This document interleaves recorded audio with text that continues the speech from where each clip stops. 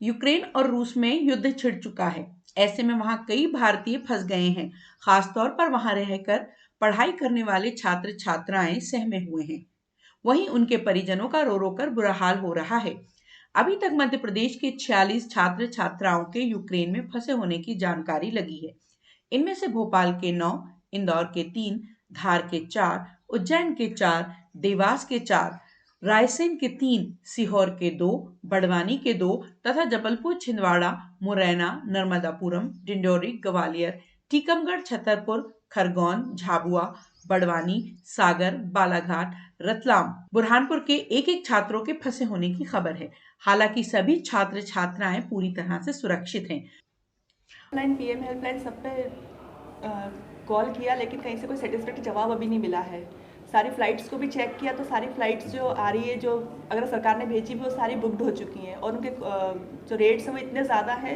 पहले जो चीज़ 20,000 में होती है वो भी 60-80 तक जा रही है, 1 लाख तक जा रही है, तो इतना अफोर्ड नहीं कर पा रहे, ये भी चिंता का विषय है।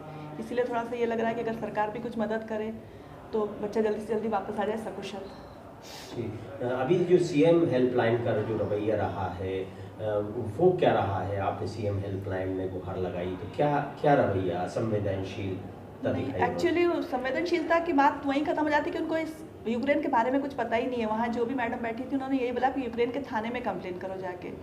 अगर एमपी का मामला है तो हम यहाँ पे सुलझा सकते हैं, अगर आपको कोई खसरा खतौनी ये सब चीज़ें तो यहाँ हो जाएगा, लेकिन अगर यूक्रेन का मामला तो आप वहाँ के थाने में चले जाओ। वो यही नहीं समझ पा रहे थे कि अभी इस मामले की गंभीरता क्या है, तो उनसे कोई संवेदनशीलता की उम्मीद रखना मेरे लिए तो अभी बहुत मुश्किल है।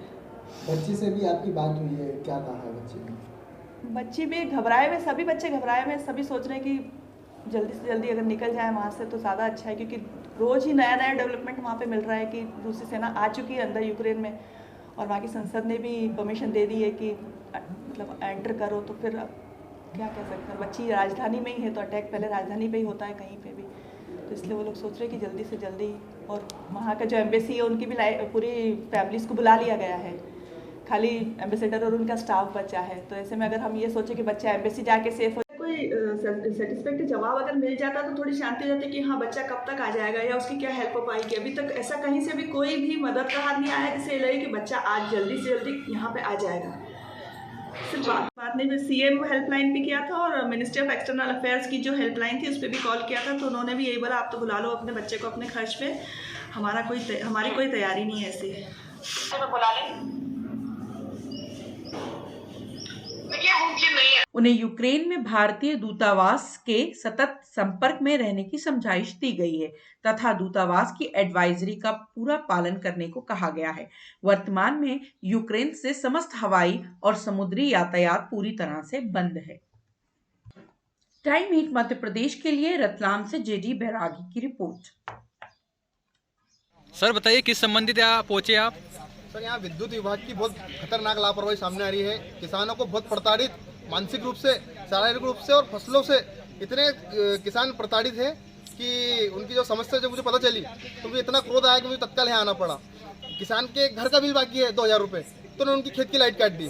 अगर खेत की लाइट काटी तो जिस 3 किसानों ने लाइट का बिल पे किया है उनकी लाइट भी काट दी, डायरेक्ट जंपर सुला दी। ये कोई प्रावधान नहीं है साहब लाइट काटने का। किसान परेशान है और 2-4 बार का समय देना पड़ेगा किसानों को। यदि किसानों का निवारण नहीं हुआ तो क्या करोगे आप? हमने 12 बजे तक का समय दिया है, अगर 12 बजे तक के निवारण नहीं होता है हम रोड पे अनशन करेंगे। आपका नाम? ओम चौक से मंडल महामंत्री ठकना।